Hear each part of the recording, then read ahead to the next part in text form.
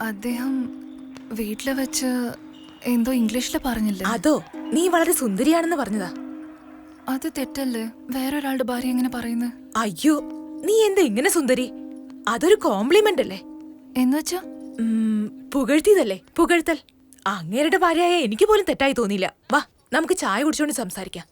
ഇന്നലെ നിങ്ങളുടെ first night ആയിട്ട് നിന്റെ ഭയം പോയില്ലെങ്കിൽ നിങ്ങൾക്കിടയിൽ ഒന്നും നടന്നില്ലെന്ന് എനിക്ക് മനസ്സിലാവുന്നുണ്ട്. സുന്ദരി, കല്യാണത്തിന് ശേഷം ഫസ്റ്റ് നൈറ്റ് എന്തിനാ വയ്ക്കുന്നേന്നറിയോ? എന്തിനാന്ന് അറിയില്ല. പെണ്ണുങ്ങൾക്ക് കന്യകാത്വം വളരെ ഇമ്പോർട്ടന്റ് ആണ്. അത് ഭർത്താവിന് കൊടുത്ത ശേഷമേ അദ്ദേഹമാണ് എല്ലാമെന്നും നമുക്ക് തോന്നും. എന്നാലേ നമുക്ക് അച്ഛൻ, അമ്മ, അനിയത്തി, ബന്ധുക്കൾ എത്ര അടുപ്പമുള്ളവരായിരുന്നാലും അവർ അകന്നവരാവും. ഇവരെല്ലാവരെയും ഒരാളിലൂടെ കാണാൻ പറ്റൂ. അതാണ് ഭർത്താവ്.